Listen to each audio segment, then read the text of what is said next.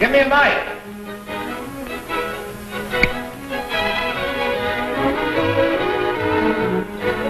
Thank you. How do you do, ladies and gentlemen? This is Orson Welles. I'm speaking for the Mercury Theater, and what follows is supposed to advertise our first motion picture. Citizen Kane is the title, and we hope it can correctly be called a coming attraction. It's certainly coming to this theater, and I think our Mercury actors make it an attraction.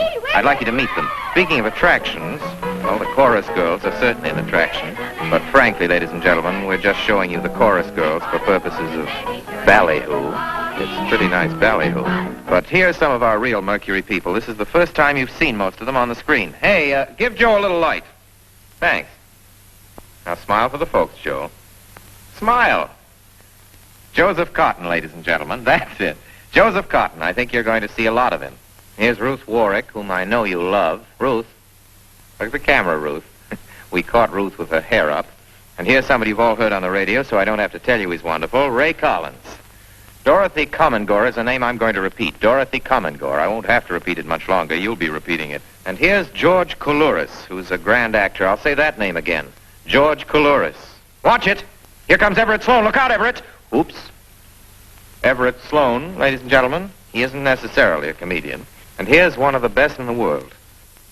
Agnes Moorehead. I've said a lot of nice things, but Erskine Sanford deserves some more. Erskine Sanford. So does Paul.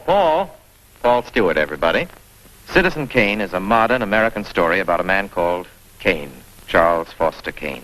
I don't know how to tell you about him. There's so many things to say. I'll turn you over instead to the characters in the picture. As you'll see, they feel very strongly on the subject. Charles Foster Kane is...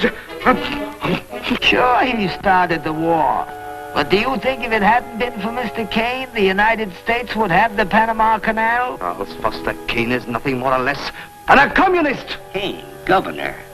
Listen, when the voters of this state and Mrs. Kane learn what I found out about Mr. Kane and a certain little blondie named Susan Alexander, he couldn't be elected dog catcher. I'm going to skin Mr. Charles Foster Kane alive. I'm going to marry him next week at the White House. Emily, I hear you've been stepping out with Charlie Kane. Of course I love him. I gave him $60 million. Well, of course I love him. He's the richest man in America. But all the girls say about him at first. But you know, I can't help but admire him. He's crazy. He's wonderful. Kitustrailers, visita mi canal. Ladies and gentlemen, I don't know what you'll think about Mr. Kane. I can't imagine. You see, I play the part myself. Well, Kane is a hero and a scoundrel, a no account and a swell guy, a great lover, a great American citizen, and a dirty dog. It depends on who's talking about him. What's the real truth about Charles Foster Kane? I wish you'd come to this theater when Citizen Kane plays here and decide for yourself.